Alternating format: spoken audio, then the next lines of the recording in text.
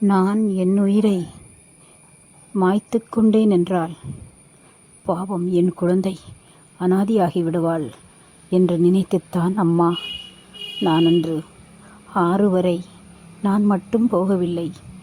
ஒரு வேகத்தில் என் குழந்தையும் இழுத்து கொண்டு போய்விட்டேன். அங்கு வந்து என் குழந்தை அழுது கதறிக்கொண்டே என்னிடம் வந்தது. காலை பிடித்து கொண்டு அழுதது. செல்வி அழுதாள். அம்மா, எனக்கு பயமாக இருக்கிறது. ஆற்றில் முதலை இருக்கும். எனக்கு நீச்சல் தெரியாதே அம்மா. இதில் விழுந்தா நம்மளை முதலை கடித்து விடும் அம்மா என்று சொல்லி அழுதாள். பாவம் அந்த குழந்தை அன்று ரொம்ப பயந்து விட்டாள் அம்மா. அறிவில்லாமல் ஒரு வேகத்தில் எதையும் யோசிக்காமல் நான் அப்படி குழந்தையும் இழுத்து சென்று விட்டேன். குழந்தை அழுது பின் அவள் அழுகை குரல்தான் என் மனதை மாற்றியது. ஆறுதல் சொல்லிக்கொண்டு திரும்பி வந்து விட்டேன் வீட்டுக்கு. என்ன செய்வது? எனக்காவதும் ஒன்றும் கொடுக்காவிட்டாலும் வாங்காவிட்டாலும் ஒரு தம்பி, ஒரு தங்கை, ஒரு அம்மா இருக்கிறார்கள். நான் இல்லை என்றால் என் பிள்ளைக்கு யார் இருக்கிறா என்று நினைத்து என்னால் ஒன்றும் செய்ய முடியவில்லை. நெஞ்சுதான் வலித்தது. இது எல்லாம் அந்த 4 வயது சிறுமிக்கு தெரியாதல்லவா? அப்பன் இப்படி ஆசை நாயகியை மடியில் வைத்து கொஞ்சிக் கொண்டு திரிகிறான். என் குடும்பத்தை கவனிக்காமல் அவள் குடும்பத்தை கவனித்து கொண்டு அவளை கூட்டிக் கொண்டு எந்த நேரம் பார்த்தாலும் கொஞ்சி குழாவிக் கொண்டு திரிகிறார்கள். இவர்களை பார்க்கும்போது இவர்களை 2 பேரையும் வெட்டி வீசிவிட்டு ஜெயிலுக்கு சென்று விடலாம் என்று தோணுகிறது. அப்படி செய்துவிட்டால் இந்த குழந்தையின் கதி என்னாகும் என்று நினைக்கும்போது வந்த கோபம் அப்படியே தணிந்து விடுகிறது. என்ன செய்வது? இப்படி பேசிக்கொண்டிருந்தார்கள் மயிலாத்தா பாட்டியிடம் அம்மா. நானும் செல்வி அம்மாவுடன் இருந்து இதை கேட்டுக்கொண்டிருந்தாள். 4 வயதாக இருந்தாலும் புத்தி முதிர்ந்ததாக இருந்தது. காரணம், வீட்டில் எந்த நேரமும் நிம்மதி கிடையாது. வறுமை வாட்டுகிறது. அதை ஒன்றையுமே அப்பா பொருட்டாக எடுத்துக்கொள்ள மாட்டார். அவருக்கு அவருடைய தேவை. ஆசை நாயகி வரும் வரை ஃபுல்லாக போதை அறிந்துவிட்டு வீட்டில் இடைஞ்சல் செய்வார். ஆக்கி வைத்த சாப்பாடுகளை சாப்பிடக்கூட விடாமல் இடைஞ்சல் செய்து அதை எடுத்து தூக்கி வீசி விடுவார். ஒரு நாள் ராத்திரி ஆசை நாயகி வருவதற்கு முன்னால் சண்டை வந்து விட்டது. 9 மணி அளவில் சண்டை ஆரம்பித்தது. ஆரம்பிக்கும்போது அது ஒரு மழைக்காலம். அப்பா என்ன செய்தார்? செல்வியையும் அம்மாவையும் வெளியே தள்ளி கதவை சாத்தி விட்டார். மழை சோ என்று பெய்து கொண்டிருக்கிறது. அங்கு நிற்பதற்கு இடமில்லை. என்ன செய்வது? வீட்டுக்கு முன்னால் ஒரு பெரிய மரம் ஒன்று இருந்தது. அம்மா செல்வியை வைத்துக்கொண்டு அந்த மரத்தடியில் இருந்தார்கள். மழை பெய்து கொண்டிருக்கிறது. செல்வியின் தலை மட்டும் நனையாமல் அம்மா வயிற்றுக்குள் வைத்து கொண்டார். அம்மா முழுவதுமாக நனைந்து கொண்டிருக்கிறார். செல்வியின் உடல் மொத்தமும் நனைந்து கொண்டிருக்கிறது. விடியும் வரை அந்த மரப்பொந்தில் அமர்ந்திருந்தார்கள். காலையில் 6 மணி அளவில் அப்பாவுக்கு போதையெல்லாம் தெரிந்தவுடன் கதவை திறந்தார். கதவை திறந்து பார்க்கும்போது வீட்டு முன்னில் இருக்கும் மரத்தின் வேர்களில்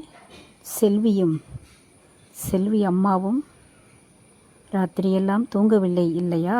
மழை பெய்து மழையில் நனைந்து கொண்டிருந்தார்கள். அந்த அசதியில் கண்ணசந்து விட்டார்கள். அதை அப்பா பார்த்தார்கள். பார்த்துவிட்டு ஒன்றும் சொல்லவில்லை. அப்படி மெதுவாக இறங்கி டீ கடைக்கு சென்று விட்டார். அப்போ பக்கத்து வீட்டார்கள் எல்லாம் வெளியே எந்திரிச்சு வந்தார்கள். வந்தபோது அம்மாவையும் செல்வியையும் பார்த்து, பக்கத்து வீட்டு தெய்வானை அக்கா கேட்டார்கள், அக்கா ஏன் இப்படி நடந்திருக்கிறீர்கள்? ஏன் குழந்தையும் இப்படி நினைத்து வைத்திருக்கிறீர்கள்? உங்களுக்கு என்ன கிறுக்கு பிடித்து விட்டதா என்று கேட்டார்கள். அதற்கு செல்வியின் அம்மா பதில் அழுது கொண்டு சொன்னார்கள், இல்லை தெய்வானை, எனக்கு கிறுக்கு பிடிக்கவில்லை. இவளது அப்பாவுக்குத்தான் மதம் பிடித்து விட்டது. ராத்திரி 9 மணி அளவில் என்னையும் குழந்தையையும் வெளியே தள்ளி கதவை சாத்திவிட்டார். என்ன செய்வது? என் வீட்டில் நடக்கும் எல்லா கதையும் உனக்கு தெரியுமல்லவா? ஒரே சுவருதானே, இங்கே தும்மினாலும் உனக்கு கேட்குமல்லவா? பார்த்தையா என்னுடைய கொடுமையை, எப்படி இருக்கிறாய் என்று? குழந்தை கூட தூங்க முடியவில்லை. ஆக்கி வச்ச சாப்பாடு எல்லாம் அப்படியே இருக்கிறது. எல்லாம் கெட்டுவிடும். எடுத்து தென்னை மரத்துக்கு அடியில் தட்ட வேண்டியதுதான். மரத்துக்கு உரமாகி போகும் உணவு. எவ்வளவு கஷ்டப்பட்டு வந்தோம், நிம்மதியாக சாப்பிட முடியவில்லை.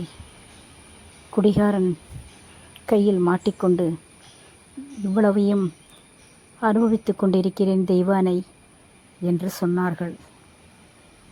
அப்படியா அக்கா? ஐயோ பாவம், ஏன் இவர் இப்படி பண்ணுகிறார்? இதற்கு ஒரு முடிவே இல்லையா என்று அந்த தெய்வானை சொன்னாள்.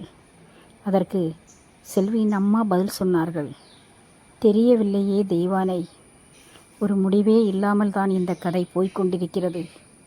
நான் என்ன செய்வேன்? யாரிடம் சொல்லி முறையிடுவேன் என்று அம்மா சொன்னார்கள். இதையெல்லாம் குழந்தை கேட்டுக்கொண்டிருக்கிறது. தெய்வானை சொன்னாள், ஐயோ பாவம், செல்விக்கு வயிறு பசிக்கும் அக்கா. அவள் யார் வீட்டிலும் வாங்கி சாப்பிட மாட்டாள்.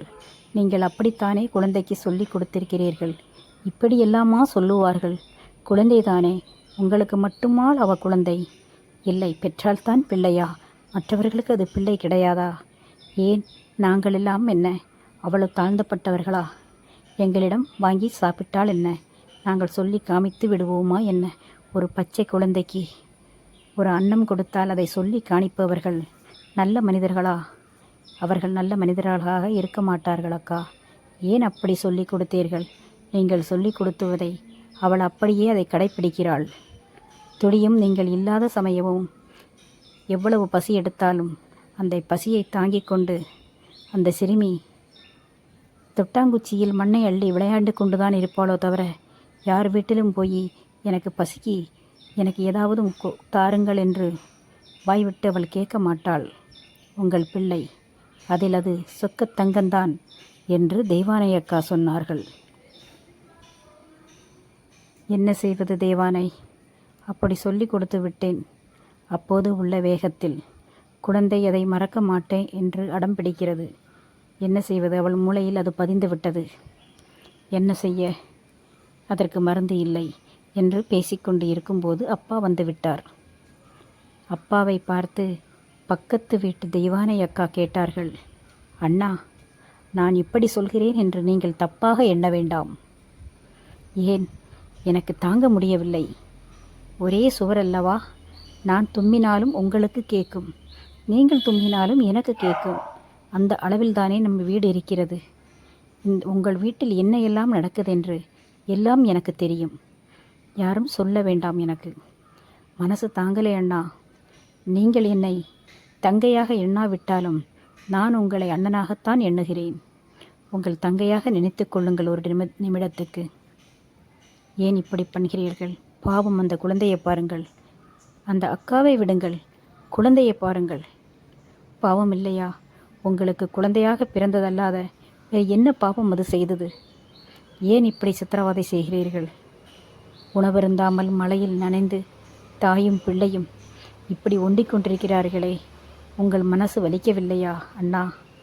ஏன் அண்ணா, நீங்கள் நல்ல மனிதன்தானே, ஏன் இப்படி மாறிவிட்டீர்கள்?